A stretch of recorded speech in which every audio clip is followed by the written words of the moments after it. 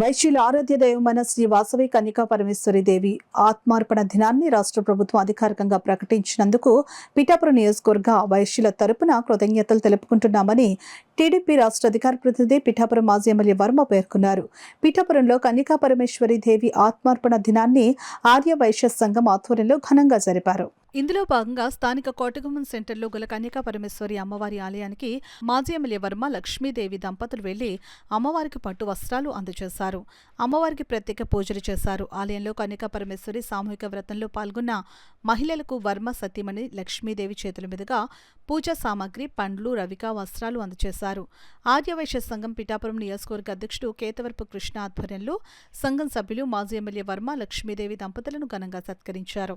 ఈ సందర్భంగా మాజీ ఎమ్మెల్యే వర్మ మీడియాతో మాట్లాడారు. ఈ కార్యక్రమంలో దంగేటి సత్యపండు, కంచర్ల నగేష్, టీడీపీ నాయకులు కొండేపూడి ప్రకాష్, అల్లవరపు నగేష్, పిల్లి చిన్న, నల్ల శ్రీను, సోము సత్యబాబు, కొరుప్రోలు శ్రీను, సామిరెడ్డి అప్పలరాజు తదితరులు పాల్గొన్నారు.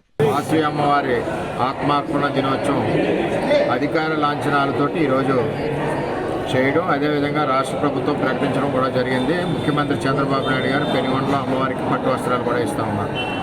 అదేవిధంగా మన పిఠాపురం నియోజకవర్గంలో ఉన్న అమ్మవారు ఆత్మార్పణ దినోత్సవం సందర్భంగా వస్త్రాలు సమర్పించి ఆ అమ్మవారి ఆశీస్సులు అందరికీ ఉండాలని, ఏదైతే అమ్మవారి ఆత్మార్పణ చేసి మళ్ళీ పార్వతీదేవిగా అవతారం ఎత్తారు శివుని భార్యగా, అటువంటి అమ్మవారి యొక్క ఆశీస్సులు నియోజకవర్గ ప్రజలందరికీ ఉండాలని, అష్టైశ్వర్యాలు, ఆయురారోగ్యాలు ఇవ్వాలని, ఏదైతే వైశ్యులు ఎంతో ప్రేమాభిమానాలతో భక్తి శ్రద్ధలతో కార్యక్రమం చేస్తారో ప్రతి సంవత్సరం కూడా మేము ఈ కార్యక్రమానికి అటెండ్ అవుతా ఉన్నాం.